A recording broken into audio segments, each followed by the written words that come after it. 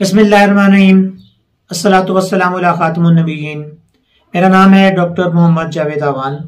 आज हम बात करेंगे कि जिंदगी के अंदर कोई क्राइसिस या मुश्किलात हमारे साथ पेश आ जाएं तो हम उनसे कैसे निकल सकते हैं। याद रखिए कि मुश्किलात, परेशानियां, तकालीफ, खुशी, गम, ये सब इंसान की जिंदगी का हिस्सा है। कभी इंसान खुश है तो कभी उस पर कोई परेशानी आ जाती है। ये परेशानियां और मुश्किलात जो हैं ये वक्त के साथ साथ अपने असर को कम कर देती हैं। कुछ लोग इन परेशानियों को, गमों को और बहरानों को और मुश्किलात को बड़े हंसी खुशी सह जाते हैं और इनको हंसी खुशी गुजार देते हैं।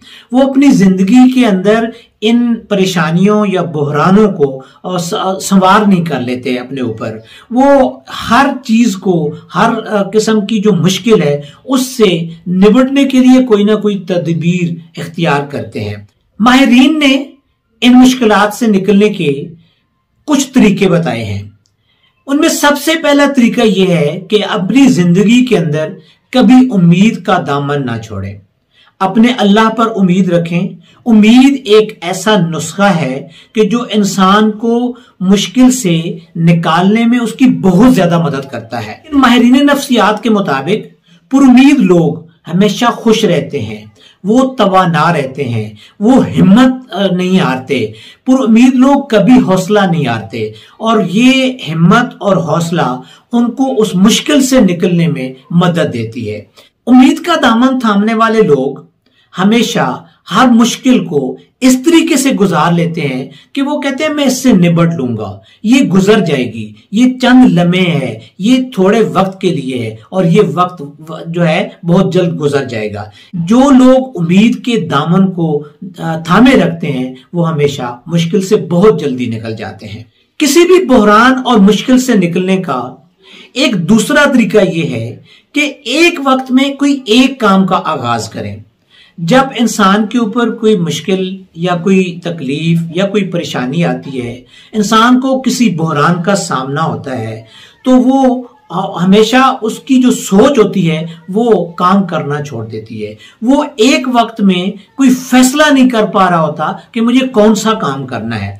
लिहाजा ऐसी सूरत में हमें ये चीज सोच लेनी चाहिए कि किसी बजाय इसके कि हम अपनी तवानाइयां फजूल सोचों के ऊपर खर्च करें, हमें अपनी तवानाई किसी ना किसी एक काम पर लगा देनी चाहिए। जब हम किसी एक काम का आगाज कर लेंगे तो फिर आहिस्ता आहिस्ता ये सारे काम निपटना शुरू हो जाएंगे। आहिस्ता आहिस्ता ये मुश्किल का जो वक्त है वो कटना शुरू हो जाएगा, क्योंकि हमने किसी एक काम का आगाज पूरे तवज्जो के साथ, पूरी लगन के साथ, पूरी जो मेहनत के साथ शुरू कर दिया होगा तो फिर वो काम निपट जाएगा तो हम किसी अगले काम का आगाज कर देंगे। इस तरीके से हमें याद रखना चाहिए कि किसी भी बहरान के अंदर, किसी भी मुश्किल के अंदर, किसी भी परेशानी के अंदर हम हाथ पे हाथ धर कर ना बैठ जाएं।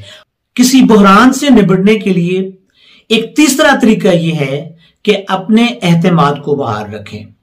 किसी बहरान से निपटने के लिए हमें हौसला और तवानाई की जरूरत होती है। ये हौसला और तवानाई हमें एतमाद से मिलता है।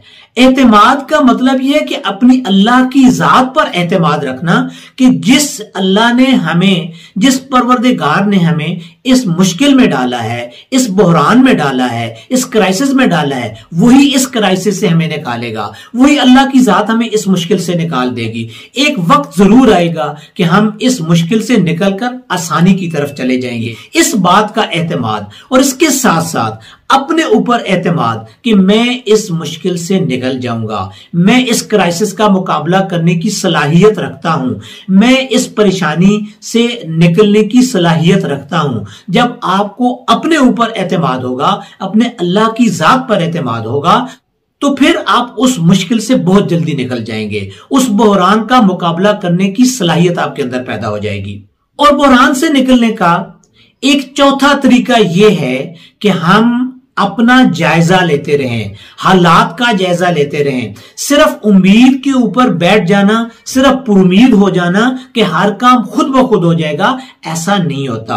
अल्लाह की जात पर उम्मीद जरूर रखनी चाहिए, लेकिन उसके साथ साथ अपने हालात का जायजा भी लेना चाहिए, अपना जायजा लेना चाहिए, अपनी गलतियों और अपनी कमजोरियों का जायजा लेना चाहिए, जिनका जायजा लेकर आप अपने आप को ठीक करने की कोशिश करें। हो सकता है इन मुश्किलात की वजह आपकी अपनी जात हो, तो फिर अपना जायजा लेकर अपनी जो कमजोरी है, अपनी जो गलती है, अपनी जो कमी है, उसको दूर करने की कोशिश करें। अपने वसाइल का जायजा लें। इस ऐसे हालात के अंदर जब आप मुश्किल में होते हैं, जब आप क्राइसिस का शिकार होते हैं, आपका रुपया, पैसा, दौलत, ये सब एसेट्स, ये सब चीजें बहुत अहमियत इख्तियार कर जाते हैं। आपको अपने आमदन और अपने अखराजात के अंदर तवाज़न कायम करने की जरूरत होती है। और एक पांचवा तरीका क्राइसिस से निकलने का, मुश्किलात से निकलने का, यह है कि अपने हल्के अहबाब को बढ़ाइए। अपने हल्के अहबाब को बढ़ाने का मतलब यह है कि आप अपने ताल्लुकात को बेहतर कीजिए, अपने अजीजो अकारब के साथ, अपने रिश्तेदारों के साथ, अपने दोस्तों के साथ, और अपने ताल्लुकात को बेहतर कीजिए। लेकिन याद रखिए कि उन लोगों के साथ अपने मरासिम को ज्यादा बढ़ाइए, उन लोगों के साथ अपने ताल्लुकात को बढ़ाइए जो आपको हौसला देने वाले हों, जो आपकी दिलजोई करने वाले हों, जो आपको उम्मीद दिलाने वाले हों। आपके अजीजो अकारब में, आपके दोस्तों में, आपके जानने वालों में, आपके हमसायों में बहुत सारे लोग ऐसे होंगे जो आपको नाउमीदी की तरफ ले जाने की कोशिश करेंगे। ऐसे लोगों से अपने आप को दूर रखिए। सिर्फ उन लोगों के साथ अपना बैठना उठना रखिए, उन लोगों की महफिल को अपनी महफिल बनाइए जो आपको उम्मीद दिलाने वाले हों, जो आपको हौसला देने वाले हों, जो आपके अंदर एक तवानाई क्रिएट करने वाले हों, जो आपके अंदर मुश्किलात का मुकाबला करने की सलाहियत पैदा करने वाले हों।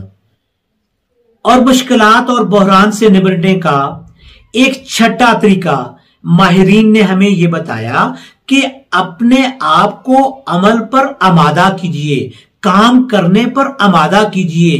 कहीं ऐसा ना हो कि सिर्फ आप परेशानी को अपने ऊपर सवार करके बैठ जाएं, बल्कि अपने आप को आमादा कीजिए कि आपने कुछ काम करके अपने आप को साबित करना है कि आपके अंदर सलाहियत मौजूद है काम करने की।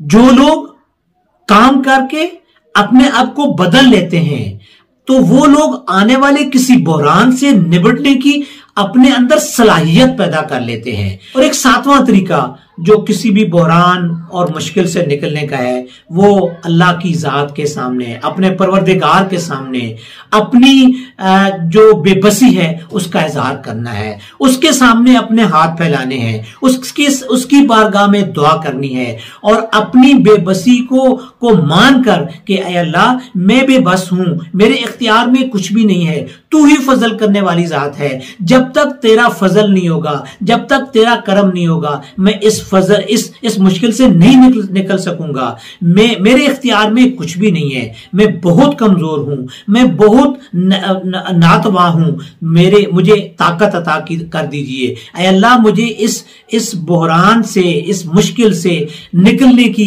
मुझे हिम्मत अता कर दीजिए, मेरे अंदर हौसला पैदा कर दीजिए। जब आप तन्हाई के अंदर अपने अल्लाह के सामने बैठकर अपनी आजिज़ी पेश करते हैं, अपनी बेबसी का इजहार करते हैं और उसकी बढ़ाई बयान कर देते हैं कि अल्लाह तू ही मुझे इस मुश्किल से निकालने वाली जात है, तो फिर यकीनन वो अल्लाह की जात आपको इन मुश्किलात से, इन बहरानों से निकालने में आपकी मदद करती है।